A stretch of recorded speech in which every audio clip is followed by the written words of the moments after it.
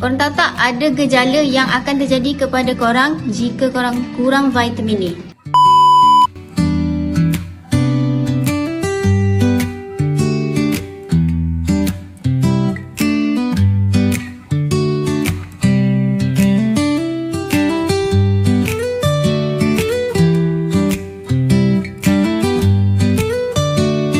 Kadang-kadang badan kita dah bagi signal, cuma kita je yang tak perasan. Sebab tu pentingnya nutrisi dalam pemakanan tau. Tapi untuk mana yang nak cari alternatif suplemen, korang boleh try dengan Nutrisel ni. Ia adalah salah satu suplemen yang berasaskan bahan semula jadi.